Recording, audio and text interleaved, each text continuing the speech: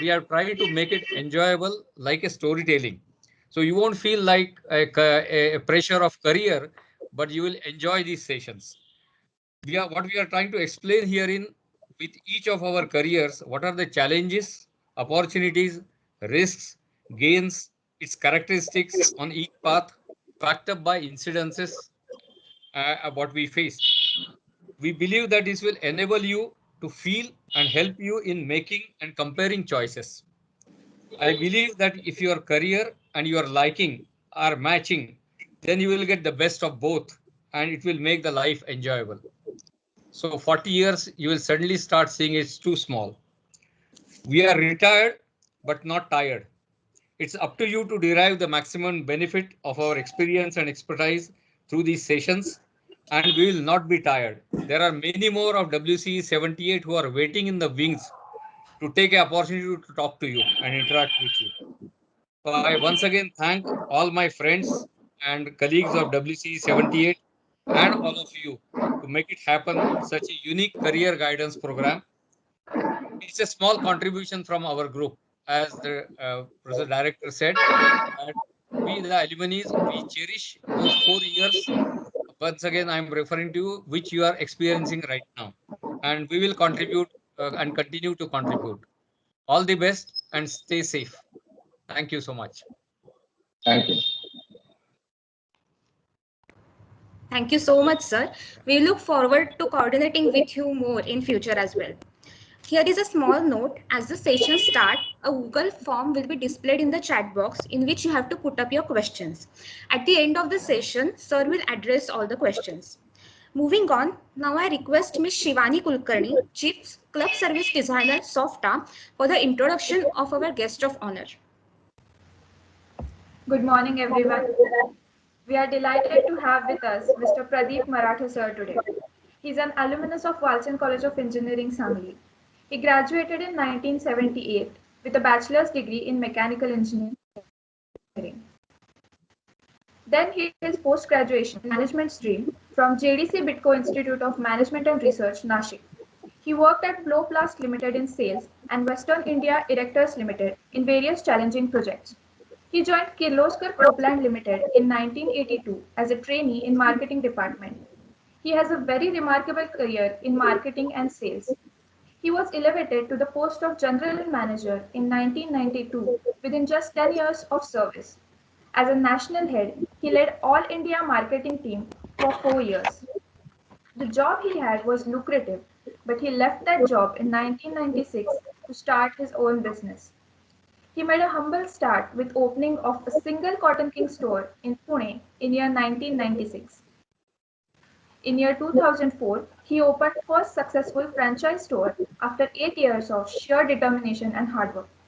He and his team achieved the growth of 100 stores in 12 years.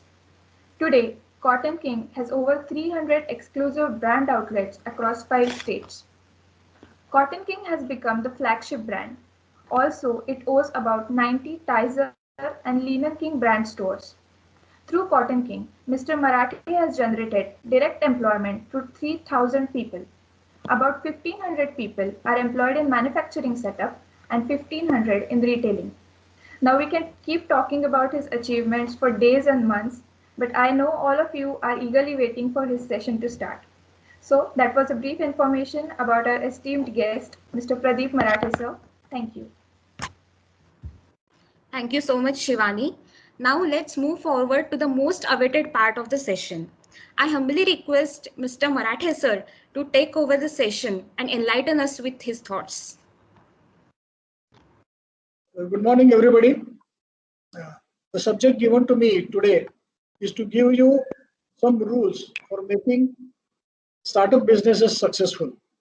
So I'm trying to deal with giving you some tips or some rules for making business successful.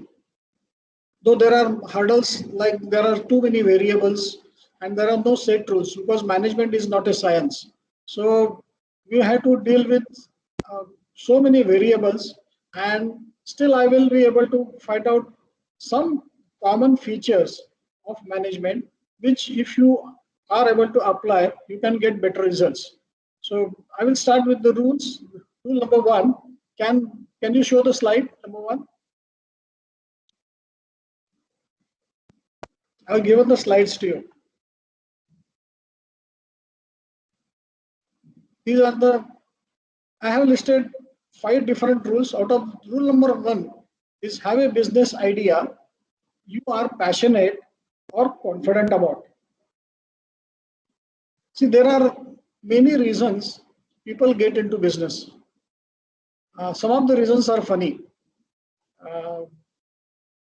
And you must have heard these reasons yourself too.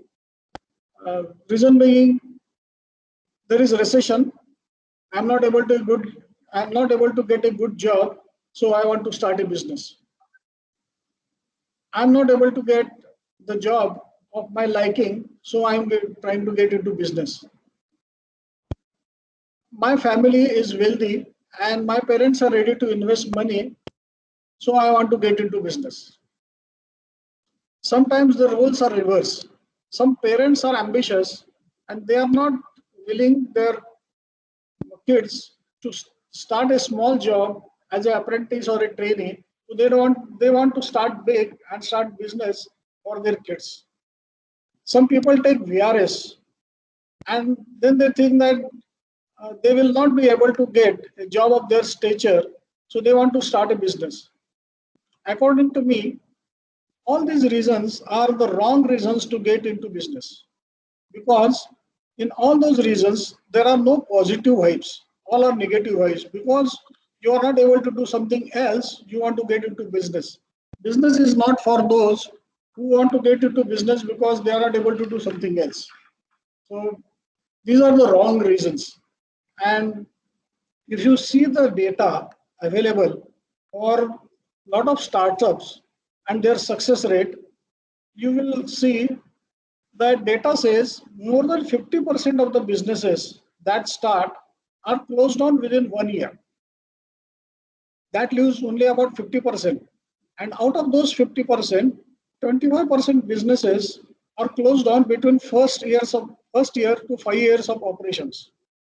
So only out of 100 businesses started, only 25 businesses are run for a longer period of time. Out of these 25, there are 20% businesses who last longer, they survive, but they remain throughout their life as a small scale business. Now that leaves only about 5% of the startup businesses who make big. Out of those 5% businesses, 4.5% businesses stay on the medium scale, and only a fraction of 100 businesses make it really big or a large scale business. Now, this data is scary. This statistic says that most of the businesses fail to make it big or even fail to survive. But I don't want to scare you with this data. There are certain wrongs that entrepreneurs commit, and that is why many of the businesses go for, or they are not surviving.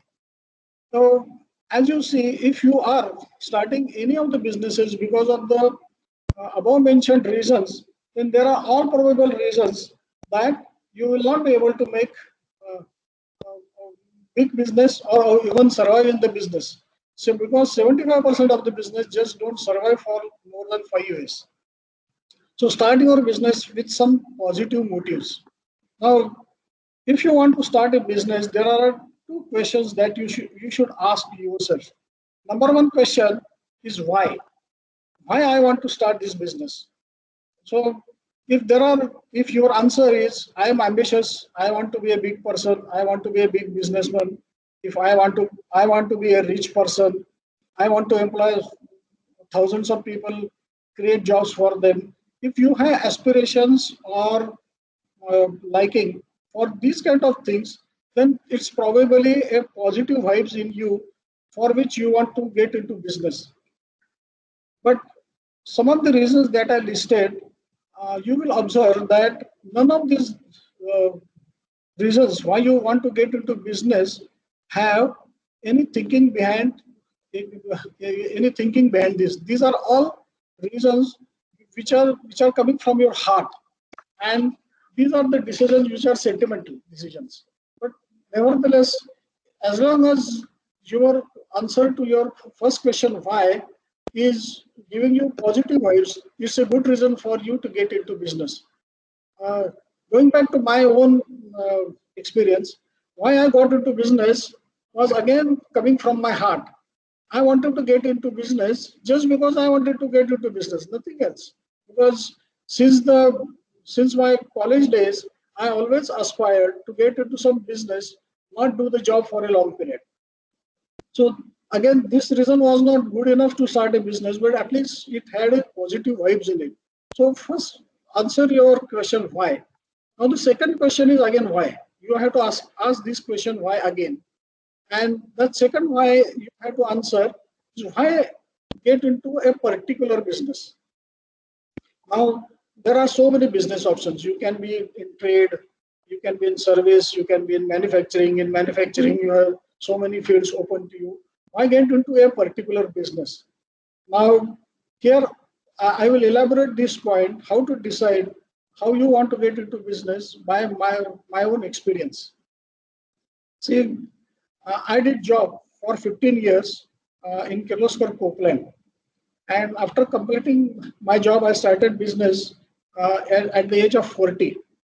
And all along in my service jobs, I somehow started liking cotton clothing. And when I used cotton clothing for me, I encountered many problems. I could not get the cotton garments for me in any single store. There was no specialized brand in 100% cotton. And there was no cotton garments available at a right price, of the right size, in right style. So I thought that if I am a cotton lover, if I am not able to get my requirement fulfilled, there must be millions of such customers ready for the cotton garments to buy if they have a good option available in 100% cotton garments. That is how I decided that I will get into manufacturing of 100% cotton garments because I thought there is a substantial potential available. So my second why get into the particular business was addressed by my study, by my own survey, by my own thinking process. That is why if you are able to address your two whys, that is why you want to get into business and why into a particular business, if you are both the question, both the whys, if you answered it well, then there is a possibility that you will not be in first 75% of the businesses that do not survive. You will be in next 25% of the businesses that survive for long and probably get into last 5% who make really big in businesses. So rule number 2. Please change the slide to rule number 2.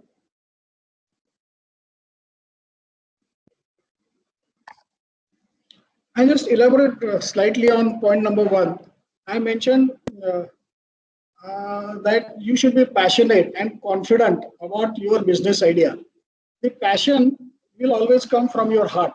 That is why when you think of doing something, but you are not very clear about it, but still you are passionate about it. But in your second why question, when you decide which business you want to get into, then that is where you use your brain, not just your heart. That is why you will start feeling confident about your business idea. So I say that when you want to get into business, you should not only be passionate about business, but you should be confident about your business so that you will always have the perseverance and face the problems which you initially face in any startup ventures. Number 2, it's create brand or niche. Today, the world of specialization, there is a fierce competition all over marketplace. Now, how you make your presence uh, in the market, which is noticed by others. The only thing that you can probably do is to specialize. So specialization is the essence of branding, and specialization is essence of creating a niche for yourself. I use both word brand and niche because in retailing you have to create a brand.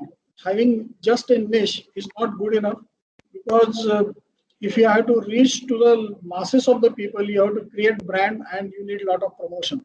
But if you are into OE business, intermediate supplier, having a niche of your product is good enough for you. Now, what is brand? Brand is what comes to your mind when you see a brand name or listen to the brand name or see their mono. I can ask you, when you see name Nike, what comes to your mind? Sports shoes. When you see name Make My Friend, what comes to your mind? The services they offer in your hotel booking or air booking. So when you listen or see a brand name, what comes to your mind is that brand that defines the brand. And to create that image in the branding, you have to have specialization. Suppose Nike made the shoes which are for formal use, for sports use, or slippers and chappals. Will Nike be able to create a brand image for themselves? No. They are able to make their brand image only because they specialize only into sports shoes. So, if you want to make a brand of your product, of your services, you have to specialize, and specialization is a must.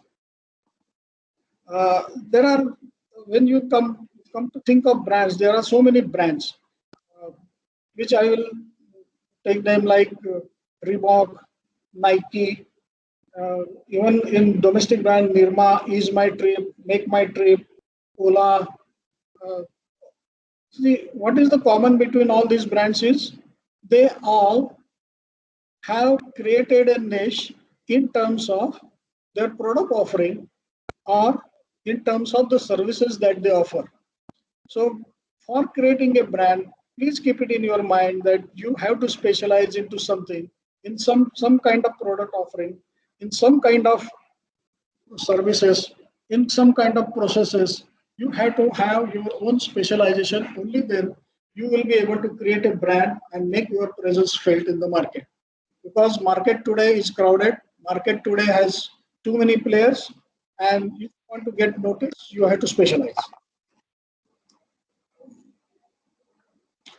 In branding, not I just say that in branding, just creating a niche is not enough because you have to reach out to the masses. Branding is not a easy affair because you have to spend a lot of money in branding. For a small brand like even Cotton King, we have budget of 35 crores every year for promoting our brand, advertising our brand. And some of the brands that you see, Nike and Reebok, they have thousands of crores of rupees as their promotional and advertisement activity expenditure. So creating brand is a costly affair. So when you get into business, start with a very small category of the product or category of the services, and that is how you can get into the minds of the people. See, for people, uh, it's not the reality that matters. It is the perception that matters.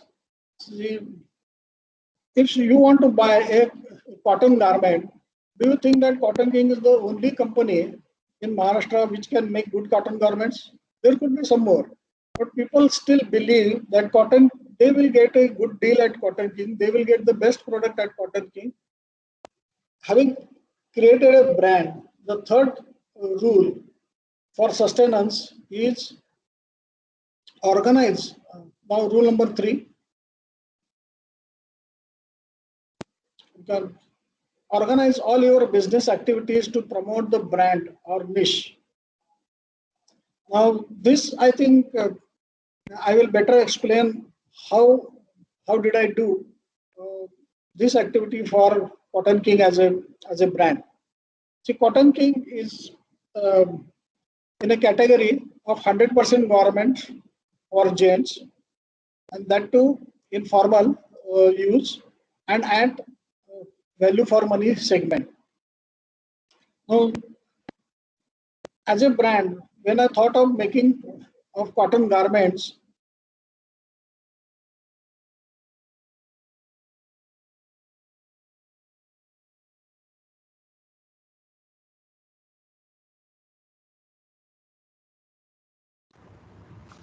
Sir, would you please unmute yourself?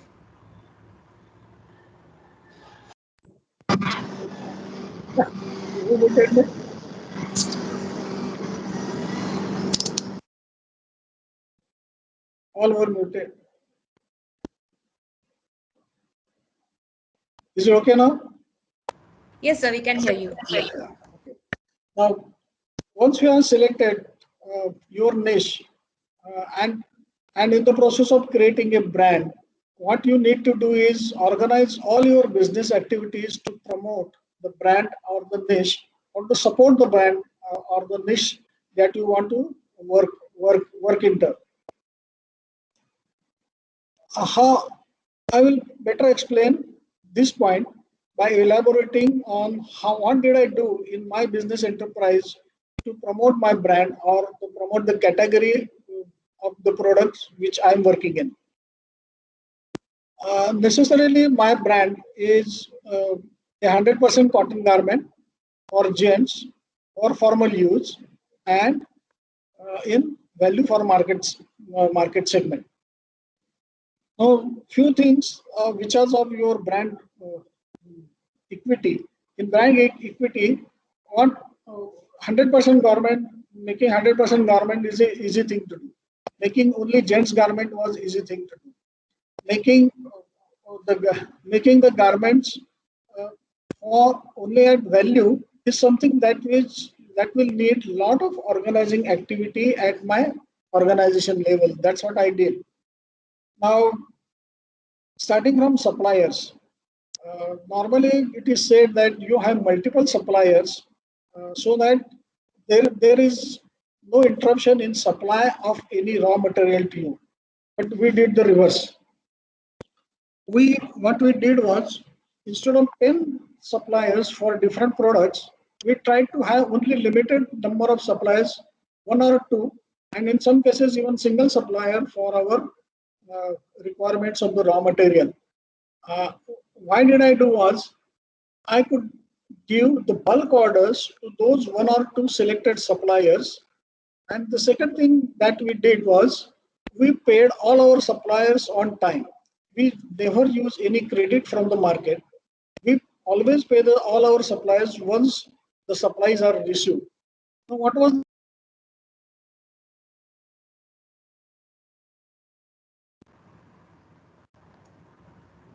There is some technical issue. Sir will begin shortly.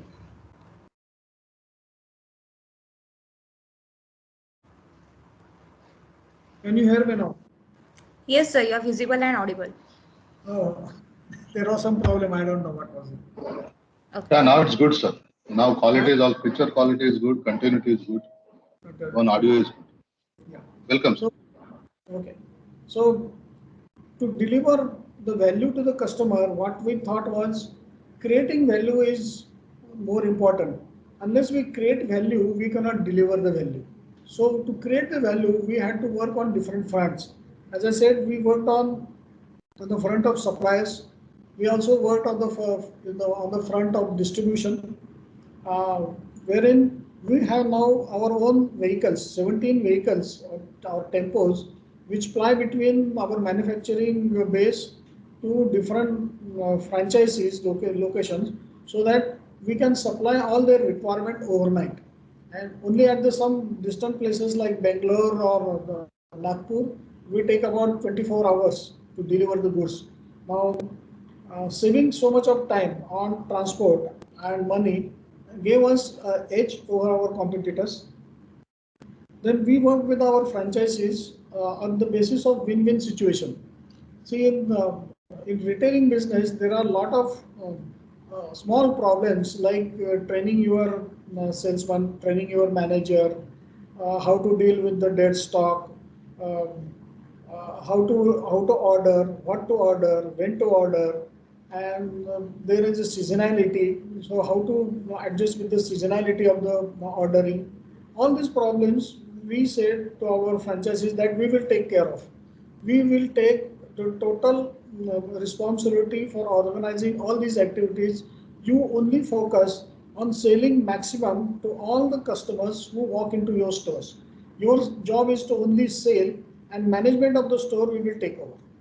That is how we were able to reduce the cost of the franchises by about 7%, and which is a big money to not only the franchisee but also to us. We also removed two layers from the total manufacturing activity. Uh, Normally in any brand, they don't have their own manufacturing base. They get the goods manufactured, they get the garments manufactured from some supplier. They do the branding activity, and through distributors they sell to their retailers, and retailers in turn sell to their customers. So there are four layers. We cut down those two layers and made it only into two layers. What we did was we have a manufacturing setup of our own at Baramati, where we employ, as I said, 1,500 people for all the three brands. And we have now invested heavily into and in IT, and have our own ordering portal, so that we make the ordering process of our franchises very easy, and there is no need for an in between agent or the distributor, cutting down the cost of about 5%.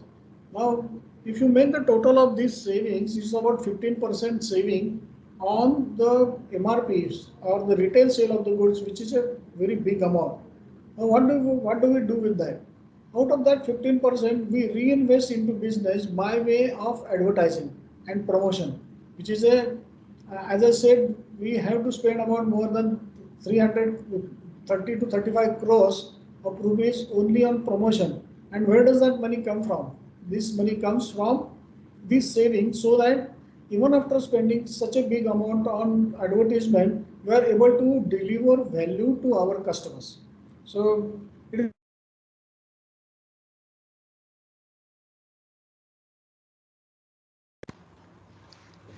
There is again some technical error. Sir will be joining shortly.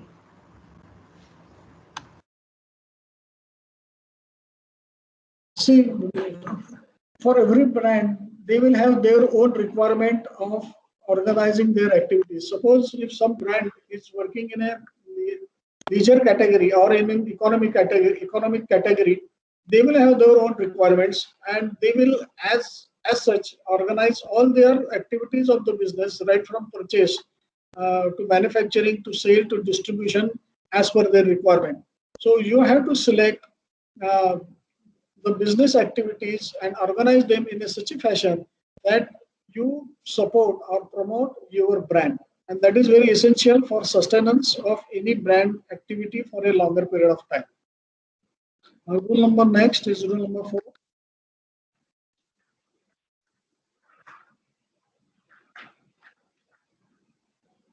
Constantly upgrade and modernize.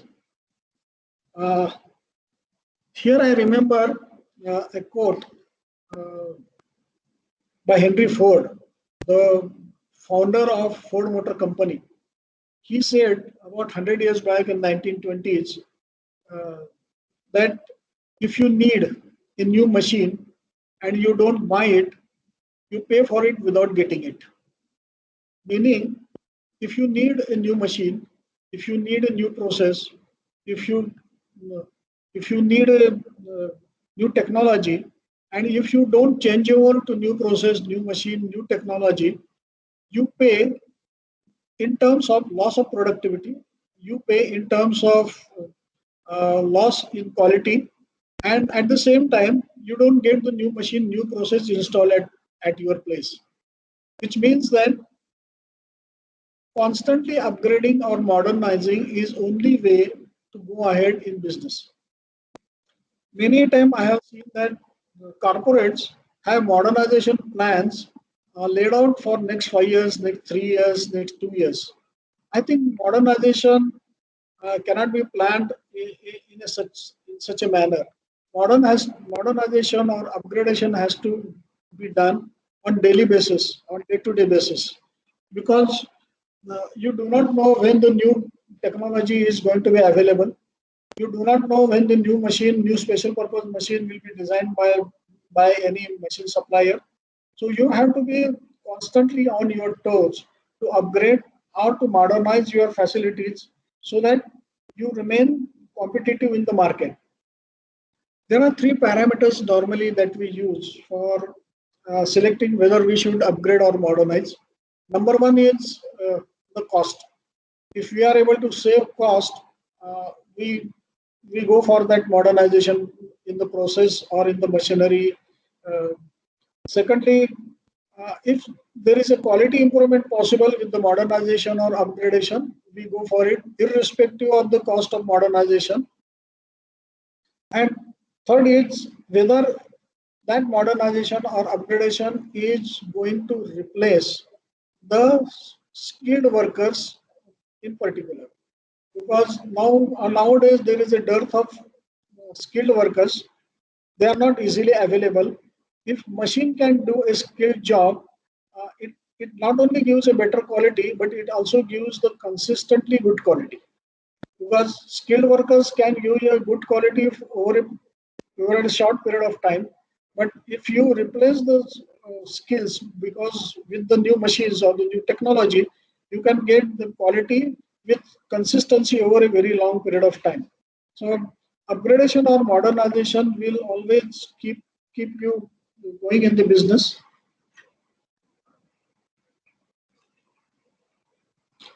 Uh, so now what we have achieved through this modernization is what I would like to you know, mention here. See, in the industry, there is a norms uh, of productivity in garment business. We have uh, the productivity level of 21 shirts uh, per worker per shift. Although the national average, that is in India, is about 18 garments per worker per shift. Uh, in Bangladesh, New Zealand, not sorry, New Zealand, Indonesia, they have achieved the productivity level of 20 garments or 20 shirts per shift per worker. Uh, it is only the China where they have the productivity levels of 21 shirts per shift per worker. And we have been able to match the most competitive productivity levels in the world by constantly upgrading and modernizing, and that saves us a lot of money. That replaces a lot of skilled workers from our factory, and we are able to give the quality products consistently over a long period of time. So when you are in business, you have to always pay attention whether you are constantly upgrading or modernizing yourself so that you remain competitive in the business. Next time.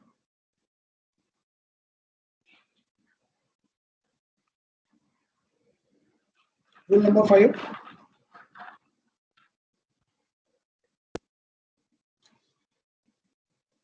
Next slide.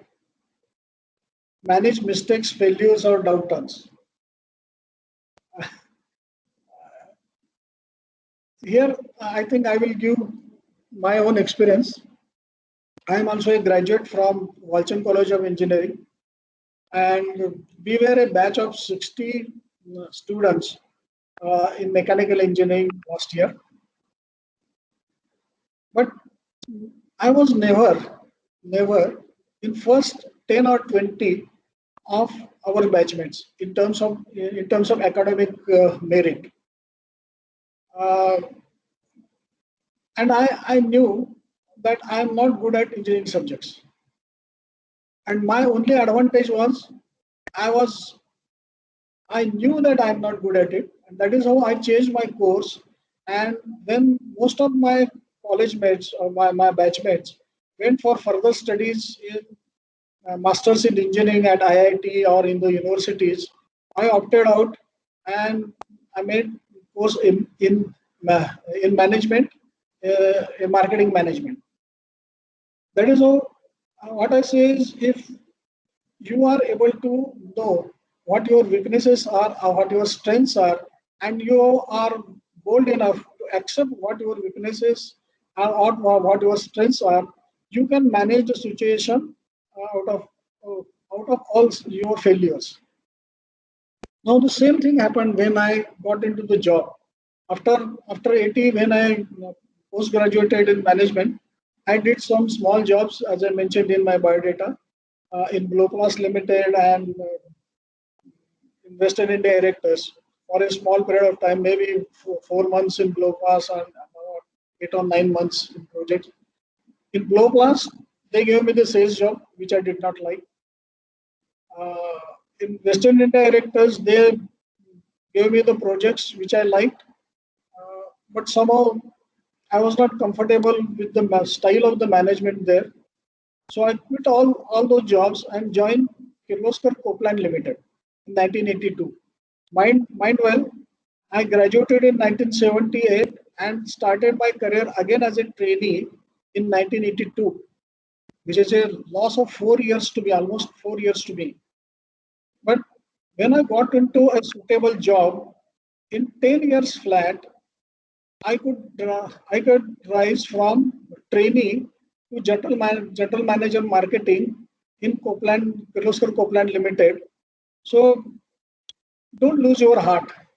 If you are a average student, you are one of like me.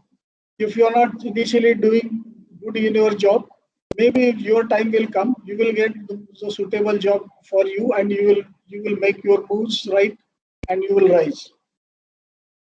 I I've, I encountered even failures when I started the business in 1996. I will give you some example.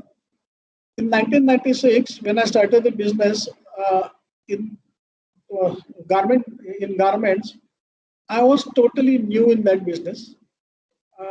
Did not have any know-how. None of my friends were in garment business. None of my relatives were in garment business. I was totally novice. I struggled a lot. Initial 4 5 years were a lot of struggle to me to get the know-how uh, in retailing, to get the know-how in manufacturing, perfecting the art of manufacturing, perfecting the art of quality, perfecting the art of mass manufacturing. And finally, in 2002, after 6 years of my starting the business, I appointed my first franchisee, and it was a disaster. My first franchisee, who I appointed, lost a lot of money. I lost lot of money, and within few months, I had to close down that venture because it was just not viable to continue. Then came next year, 2003. I appointed another franchisee for our product. This time, he did not make money. I did not make money. He did not lose money. I did not lose money. So this situation could not last longer.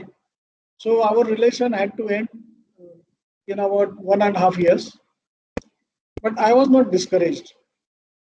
I again tried in 2004 and appointed another employee, and that franchisee was successful. Now here the message is whether just keep trying is going to help you. I don't think so. I think that you keep on trying, but what you have to do first is uh, when in my first venture, when I failed, I had to analyze and accept the failures, accept the mistakes that I made.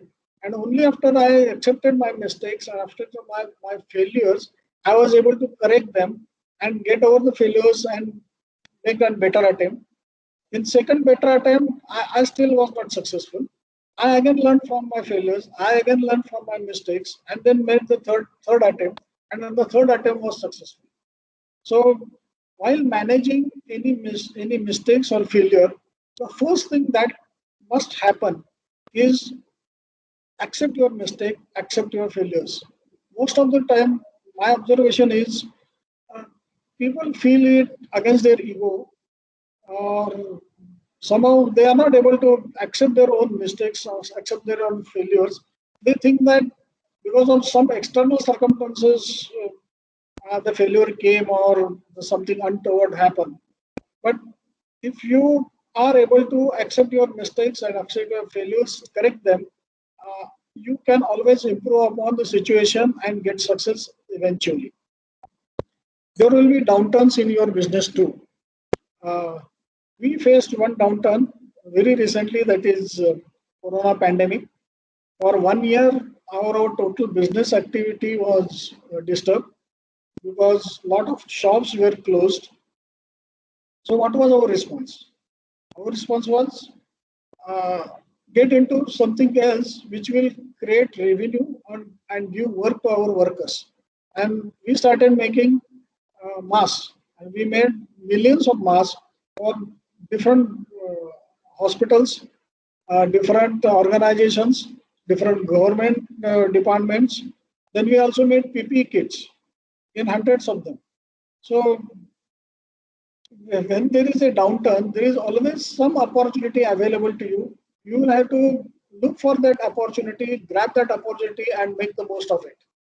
Another opportunity in during Corona pandemic downturn that we got was we realized when urban markets were not doing well, rural markets were still doing well. Because if you see the data, you will observe that agriculture income has not reduced. In fact, agriculture income even in the Corona pandemic has increased by 11%. So what was our response? That we opened about 39 new stores in semi-rural markets. That was the highest ever growth Cotton King had in one single year. So even during pandemic, when there was downturn in our existing markets, we created new market for our product. That is how you should respond to any downturn or any adversity. Mistakes or failure happen. I will give you a case of Nokia. Nokia made the mistake of not accepting the smartphone technology in time. And people say that it was their only mistake. I said that it was not their only mistake. Their mistake, their, their second mistake was more fatal to them. The first mistake was not to accept the smartphone technology was undoubtedly a mistake. But their second mistake was not to accept their mistake. And that was more fatal. Had they accepted their mistake, had they accepted their failure to recognize the onslaught of new technology, and had they responded to their own mistakes or their own failures, it would have been a different story. I think Nokia as a company was much more focused. Had they adopted the new technology, they would have given run for the money for iPhone or the Apple. So most of the time, whenever you make mistakes, if you encounter failures, don't lose heart. There is always a second chance to you. And I think that is what I have learned from my experience, and that is what I would like to share with you. Most of my presentation is done. If you have any question or answer, I am open. Thank you so much, sir. Your words will surely lighten us in our future, whatever we do in our future endeavors. So with your permission, let's move on to the question and answer session. We have got many questions. Some of them are repeated and some of them have been already addressed by sir. We will take the representative questions of these questions. So the first question is, how should one determine if he or she is capable of being an entrepreneur? Uh, all are capable to be an entrepreneur. That's what uh, my guess is. As I said, I, in my own career, in my first job, I was a failure. In my second job, I was a failure. In my third job, I was a remarkable success. So you have to find the suitable job or the suitable work that you are good at, and selecting that work, selecting that job, or selecting that product or service or whatever is the key to your success. If you are able to identify what your strengths are and at the same time what your weaknesses are, then you can get over any adverse situation. That's what my take. Okay, great. So the next question is, what are your views on starting a startup while still in college? Uh, I, I always believe in focusing. If you do anything which is half-hearted, uh, it will not be successful. That's what my opinion is. Because I have seen a lot of people doing some, uh, what they say, the side business. I'm in a job and doing this as a side business. This is my main business, but I'm also doing this small business as a supporting to my main business. But these supporting businesses or side businesses are never profitable. If you want to be in business, you have to give what we say in Marathi, tan mana dhan. You have to give all what you have and focus on your business activity to be successful. Otherwise, you will have n number of reasons to blame upon for your failures. All And right. for any failures, I always recommend you not to look for external reasons. See, when I started business in 1996, I was totally new to this business activity. There were many people, many suppliers, even some customers, they cheated me. But I never blamed any one of them. I always blamed that because I am not equipped enough, because I am not knowledgeable enough, I have given them the opportunity to cheat me. So it's my mistake. So I have to upgrade. I have to be a knowledgeable person so that nobody can cheat me. So if you take that view of improving yourself, rather working on you, rather than blaming on external factors, uh, the improvement happens, and you will always be successful at the end. Great.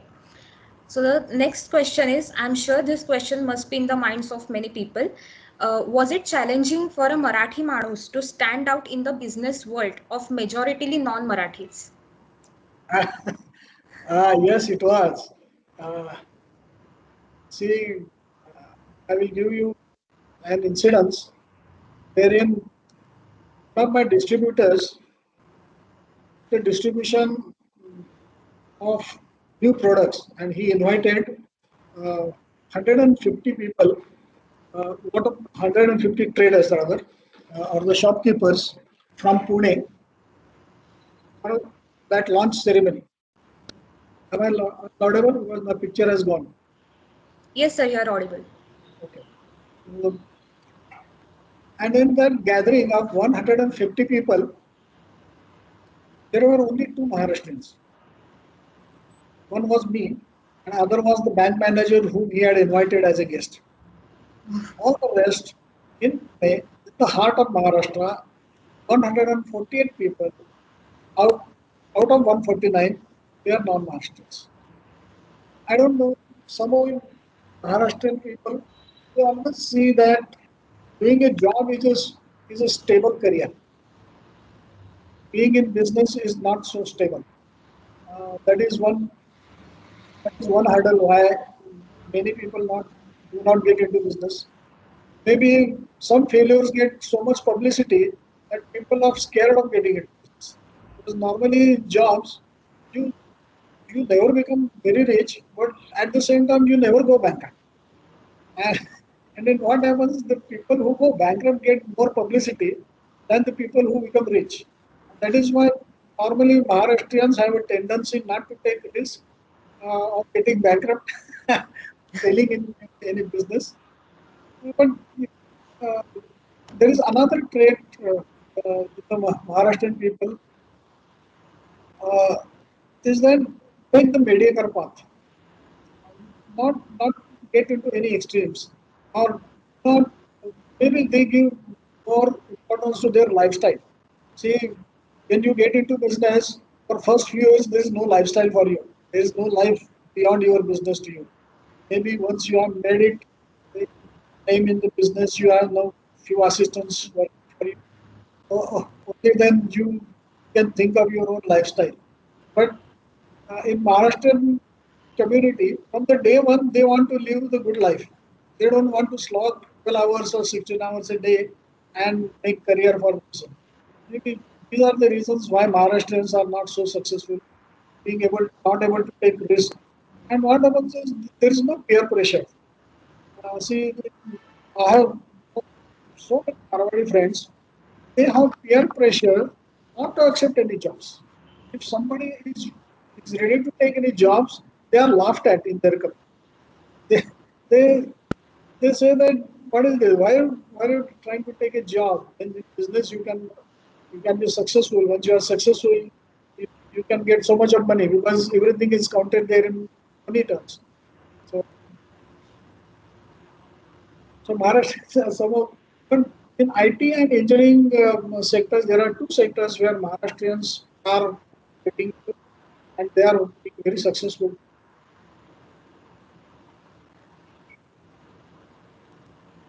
Great. So the next question is where the competition is tougher, brand oriented purchasing in mega cities or tradition oriented purchasing in small towns? See, the kind of competition is different, but there is no less competition or more competition scenario in any case. See, the competition gets bigger when the consumption gets bigger. See, if the market size is say 100 units, there will be less players. There will be less players who will be interested in capturing that business. But if that 100 unit business goes into 1 million, there will be too many players interested in, and there will be more fierce competition. So, for any given scenario, the competition is tough. Maybe you don't see that competition because the numbers are small, but when you are in metros, when the consumption is large, you see that competition happen. Okay, great. So the next question is how do we deal with the initial failures in any business and yet to have the motivation to keep going no matter the struggle of initial days? Yeah, I I always I have repeated this in my talk that uh, mistakes is something very natural. All make mistakes. There is not a single person uh, I can see or you can point out who doesn't make any mistake. People make mistakes. All organizations uh, encounter failures once in a while. But what you have to do is accept your mistake, accept your failures, analyze those mistakes, analyze those failures, work upon them, and get going. That's the only way. Are you able to hear me? Yes, sir, it's clear. Yes. Well, moving on to the next question. How did the COVID pandemic disrupt the supply chain and PL of your company? And what are your biggest takeaways and suggestions for new business startups? What is the uh, last part of Uh, the question? yes. What are your biggest takeaways and suggestions for the new startups? See, my suggestion for the startup is have a business idea which you have addressed in your mind very convincingly. Unless you are convinced of your own business idea, the confidence will not come into play. So you have to be very confident of your own on your business idea. Only then you will be able to work hard, do your everything to implement that idea. So the first initial requirement of any business is not just money. If you have money, nothing like it, because today no brands can ever be created without spending money, because it's a it's a big competitive business. Uh, Maybe with your business idea, you can attract the financiers who will be ready to invest money. There are private investors. You can have public issue, whatever. You can pull the money, but to pull that money, you have to have a business idea which will attract your customers. So that is the first and the foremost requirement of starting any startup. And startup can be in anything. It can be in product, it can be in process, it can be in service, anything. And as you know, most of the today top 5 businesses in in the world were started in garages. On Right. Amazon, Google, Facebook, they started out. They started their businesses from one room, and they made it the top of the world. Right. Right. So the next question is, I heard like marketing is more difficult than production. Is it correct? No, to me, see, it depends on you what your potential are, or see, to me, marketing comes very easy. I'm a marketing guy. So what I do is I know my weakness. I'm not good at technical things. I know I'm not good at production. So I have delegated the total production activity to somebody else who is capable of doing it. So for me, marketing job is a cakewalk. For somebody else who is good in technical, probably for him the marketing job is very difficult job. It depends on person to person. So there is no set that marketing is easy or marketing is of. To me, marketing is very easy. To somebody, buying is the vendor development is easy. For me, the vendor development is not so easy. Great. So the next question is, if someone has an idea for a huge business which requires lots of funds, how can a middle class person arrange that much fund? There are investors also, but how to approach them? See, nowadays it's very easy. If you want, there are always investors who are ready to take the private placement of their funds in your business. But normally, what happens is when you go to such investors, they tie you down so much that they walk away with the bigger portion of the cake. The business idea is yours, but they walk away with 75-80% of the business benefit because they take it in writing from you that their share in the business will be of so much. Depending on how big your idea is, maybe the if you have to work around this, uh, you probably may not aspire to be big from the day one. Maybe you start with a business idea, grow to a certain extent. Maybe you are a small player, from small player to a medium scale player. Once you are a medium scale player and your idea is good and being appreciated by the market, then you can better negotiate with the investors and keep your pie large enough for you to sustain. Great. That's very important point mentioned by sir. So the next question is, sir, don't you think modernization or automation can be the key factor for unemployment up to some extent? Yes, it is. Yes, it is. But then there is no choice. You have to be competitive.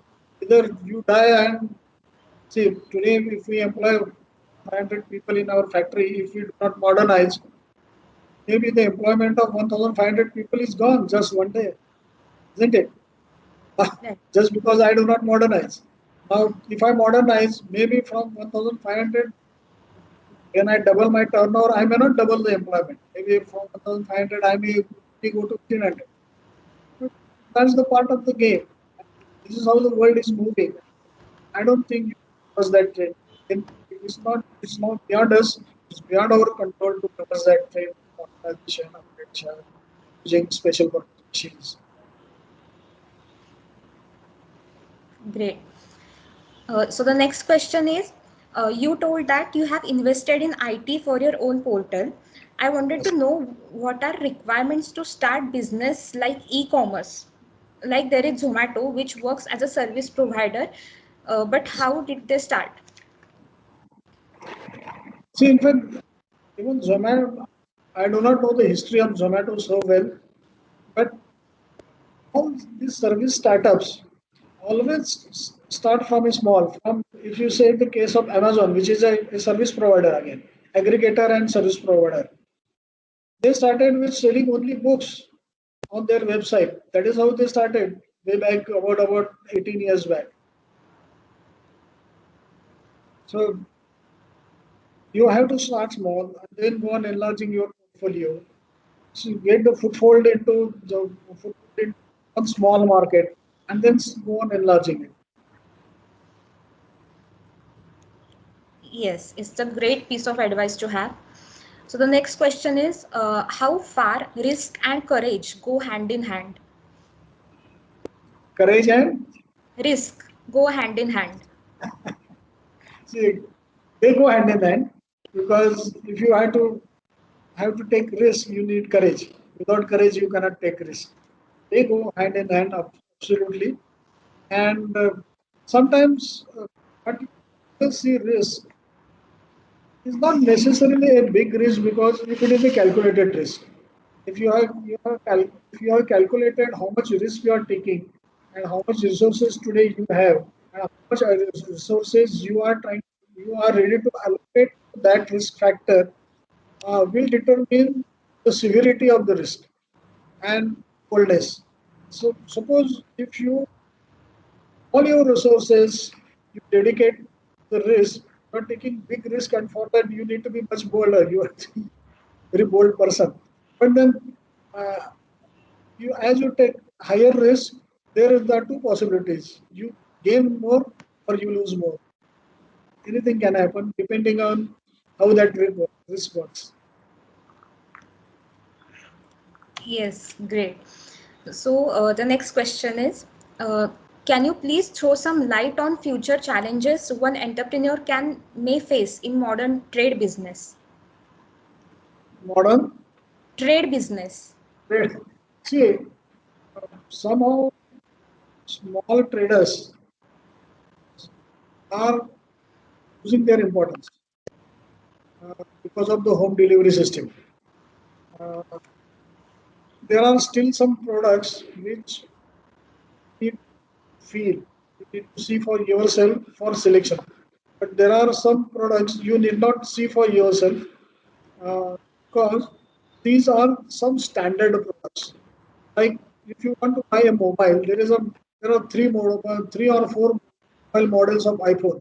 And if you want to buy one, you don't have to go to the shop and look at that model, see that model, feel that model. That this model has this feature. It's available on internet. So products which are very standard products. Uh, with the model name, you know what these features, what the product features are. All such products trading is at the risk in retail. All such businesses will be taken away by Amazon or such players of delivery type. So, but there are certain businesses which will still remain with the brick and mortar, that is retailers. Okay, great. So the next question is fun one. I'm sure everyone has it in their minds. What was your family member's reaction when you told them that you were going to start a business? It was a mix. Uh, Luckily, my in-laws were in business. I remember one sentence which is said by my mother-in-law. He was in business himself. He was a businessman. He was a trader. He said that all along you are doing business of Kirloskar Copeland. When you quit your job and start your own business, uh, you, you start working for your own business. After all, you are working for the business, either in job or in your own business for your business. So that was a big relief to me when he said that there is no actually no change. You are doing your job. You are doing job for somebody else. From tomorrow, you are doing job for yourself.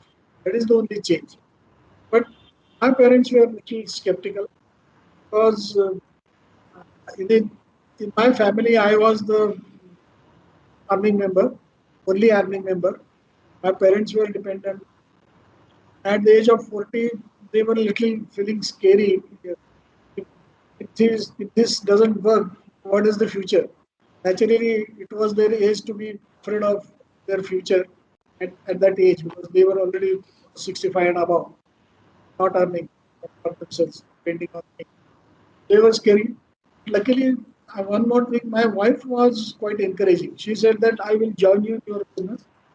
I will work along with you, and that is how I I got the encouragement from few people tried to discourage me, but I had decided that come what may, I will not celebrate my 40th birthday job. It's what my determination.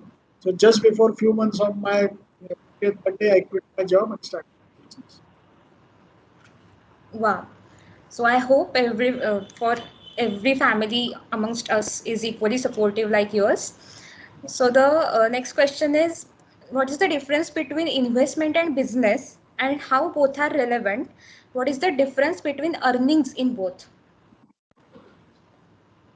Investment in business. Uh, I'm not very clear about the. Yeah, I think the questioner wants to say that at the initial stage of our earnings, what should we go for, investment or business? Investment or business. Yes. See, I do not get the question. You need to invest whatever you have in your business. Okay, Can so you that rephrase that question to me because I could not understand. okay, so here is my view on it. People invest in share markets or the other sources which are not that reliable, right? See, share market is a gamble. Yeah, Hmm. it's a gamble. If you are good at gambling, what stops you? But in business, it's not a gamble.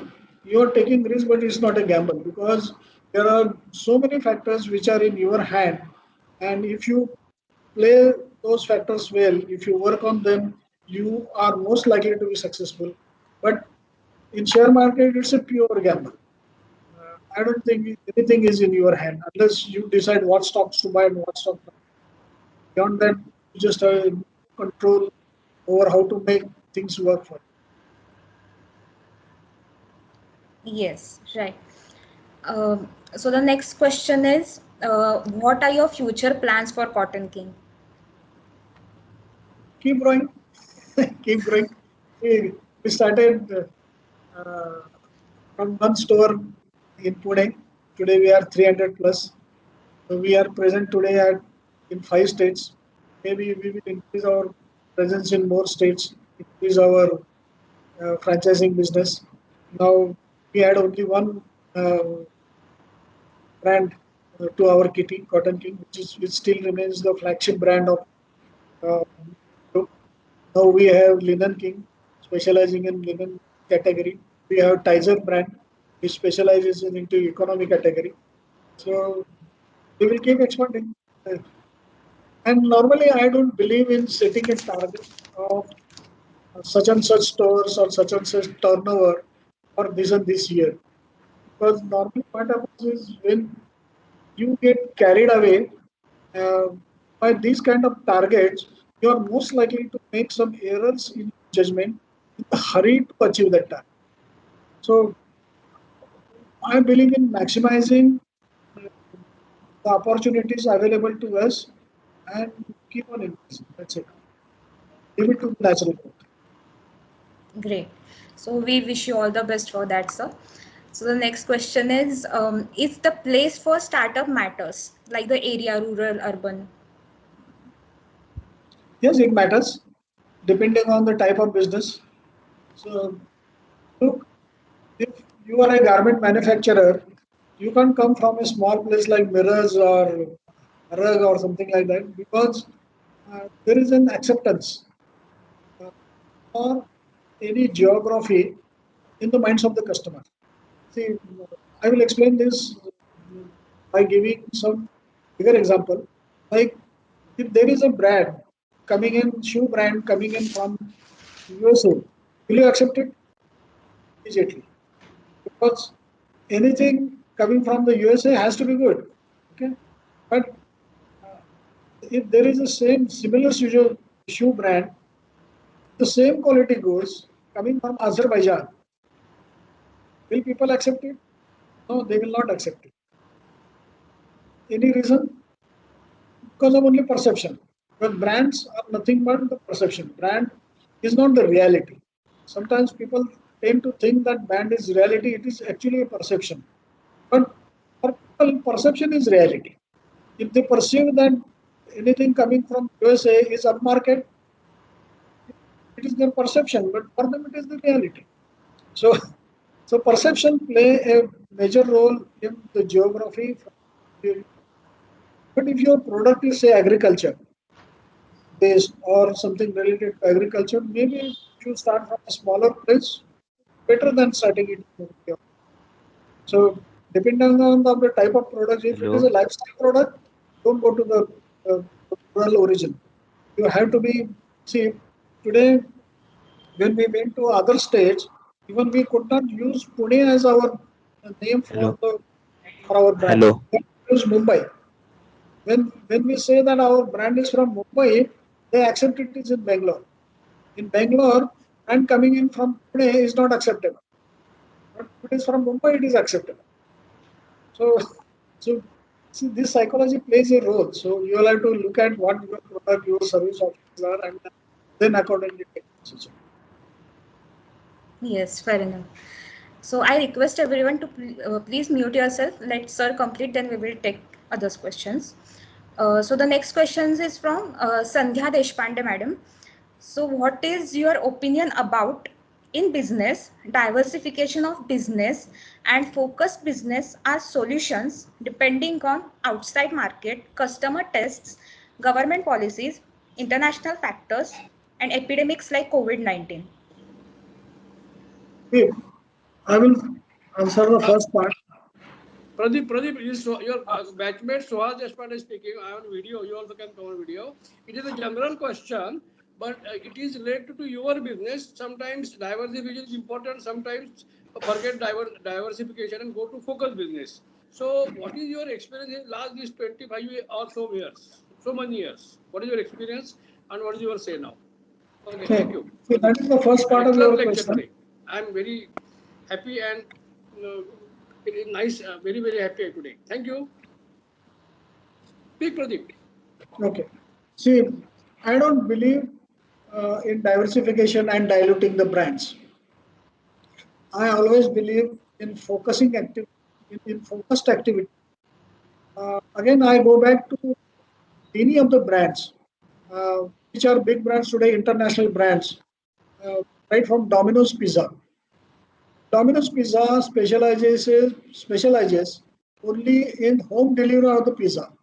So they certainly can make pizza, but do they have restaurants? Why not?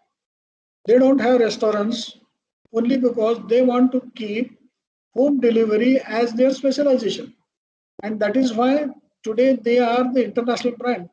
Suppose Domino's had pizzas and so many other recipes in their menu, and if they start having restaurants as well as home delivery, this and that, and so many things, as a brand, Domino's will dilute, and nobody will recognize that as a brand, and somehow they will start losing business.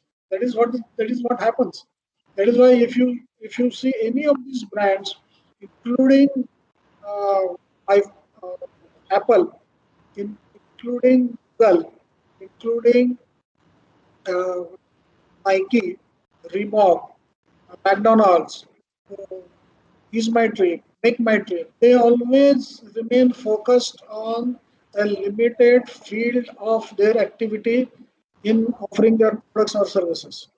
And that is the only way to go in business. All your diversification or defocused activity can only lead to failures. But yes, uh, every rule has an exception. In India, there is an exception. You must be knowing the Tatas. Tatas are able to sell tracks, tea, salt, and IT under one brand name, that is Tata. But they are lucky enough. Not all are so lucky. So don't try to attempt diversify your business and expect that you will make money. You will never make money in your diversification projects. Fine. Great. So we are running out of time. We just take a couple of questions. So the next question is, what are business ideas for artificial intelligence? To be very frank, I'm not an expert in IT uh, subject. So artificial intelligence is uh, as unknown to me as unknown to the person who might have asked the question. So sorry, I'm not able to answer this. Okay, fine. So the last but not the least, sir, what would be the take home message for us? Anything you would like to address to students in general? Uh, in general, I will add rule number 6 to all my 5 rules. Rule number 6, it is though it is the last, is not the least. It is very simple, and I will be able to complete it in few seconds. And that last rule is remember all 5 rules and implement them. Remember rule number 1, rule number 2, rule number 3, rule number 4, number 5, and implement them, so that if you do that and follow the rule number 6, you will always be successful. You will not be in the 75% of the category of the businesses fail. Great. So Thank you. thank you so much, sir, for Sir, addressing the questions. Vaishnavi, Yes, sir. yeah, I just want to speak few words. Marathi Sure. sir, Yes, sir. good afternoon. Now it is good afternoon. I really appreciate your sortedness and clarity of thought, and the entire session reflects the hard work which you have put, the efforts you have put. Are really impeccable. I mean, very sincere hard work and clarity of vision and thought process. Your discussion must have enlightened many of my students. I would like you to visit Walchand College of Engineering somewhere in the month of June. This is an official invitation. Of course, our team will come and meet you. We will be very happy for if you come to Walchand somewhere in the month of June. Okay, sir. Yeah. Thank you very much. Thank you. Thank you so much. Thank you, sir. Thank you, Shiva. Thank you. Yes. It was truly a fruitful interaction with you, sir. We hope for more such interactions in future. So now I hand over to Mr. Bhushan Kale, President of SOFTA, for the vote of thanks.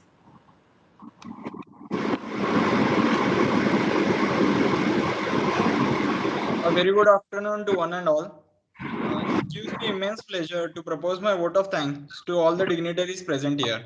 I acknowledge everyone who has worked very hard for this session. Walchand College of Engineering, I would like to express my humble gratitude to our honorable chief guest, Dr. Pradeep Marathe sir, who spent his busiest time gracing us with his presence. Today we had the opportunity to hear your thoughts, sir, and it has been such a privilege for all of us. Your words have enlightened us, and I'm sure that your words will guide our path in the future. I would also like to thank our director, Dr. P.H. Sawant sir, for honoring our request and gracing us with his presence. I would also like to thank our deputy director, Dr. Sonal sir, executive coordinator, Dr. Dharmadikari sir, Dean R&D, Dr. More sir, HOD of Civil Department, Tande sir, HOD of Electrical Department, Hasbe sir, HOD of Electronics Department, Dr. Mrs. Agashe ma'am, Bhushan, there is a lot of disturbance in your voice. Okay. Now Am I you can audible speak. now, sir? Yeah, now it's okay. Okay. Uh, HOD of Mechanical Department, Dr. Inamdar sir, HOD of CSE Department, Dr. Shah ma'am, HOD of IT Department, Dr. Umbarkar sir, for being here with us today. A heartfelt thanks to our staff advisor, Dr. Tamankar sir, for guiding us throughout the entire process. And a special mention to Arvind Nene sir for his coordination regarding this entire session and giving us an opportunity to host it. And finally, I would also like to thank all of you for attending this session with us. Again, I would like to say that I'm very grateful to all the speakers. It was such a pleasure to have you all with us here today. Thank you so much. Thank you. Over to you, Shall we Vaishnavi. stop? Thank you. Yes, now I declare the official end of the session. All may proceed. Thank you. Thank you. Thank you, Thank you so Vaishnavi. much, everyone. Thank you.